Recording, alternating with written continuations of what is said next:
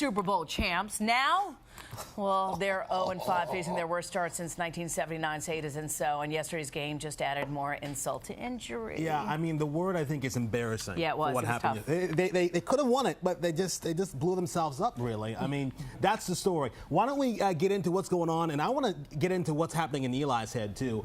Let's bring in syndicated sports radio host, Sports Byline. See, I'm new here, so give me a break. I don't know, Joe Spano. Sports Byline, Joe Spano, and DailyNational.com sports editor Mike Bako. Bako. There you go. He'll get it. He'll get it. He's new. He's just starting. Coach him up. He'll be fine. It was my Eli moment. I kind of, off the helmet thing. What's going on with this guy? Is he cracking under pressure or what? I wouldn't say that. The big problem with the Giants is no running game, losing the battle in the trenches, and Eli is forced to have to try and force things, and what results is mistake after mistake after mistake. But it was looking good in the third quarter, and then they fell apart in the fourth quarter. I mean, there was hope there. There was hope that he was going to pull through. There was hope for a moment, but it went from champs to chumps. You're almost, in the past, you would wait for the Giants to have a miraculous comeback. Now you're waiting for them to do something wrong.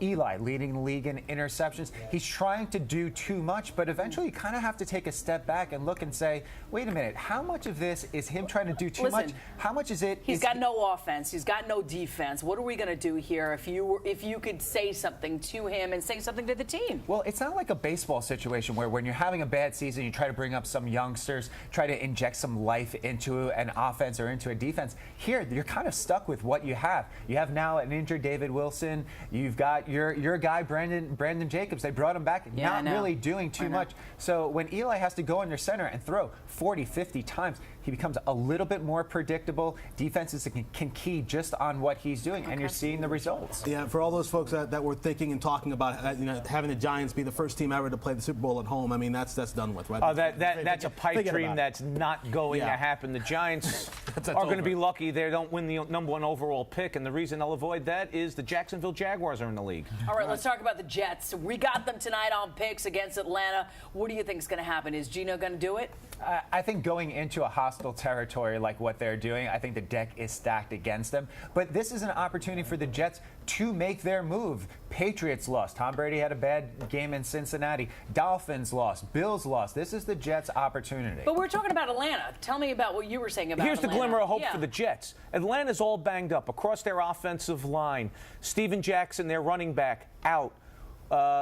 Roddy White, their star wide receiver, having all kinds of injury issues, and he's having a bad year. That Atlanta offense is a shell of what it was last year. That's the glimmer of hope for the Jets.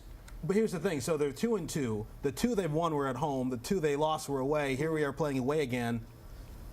And going into a very hostile territory. Monday Night Football, the crowd is going to be It's big. I'm wearing green for a reason. I'm part of the flight crew right here.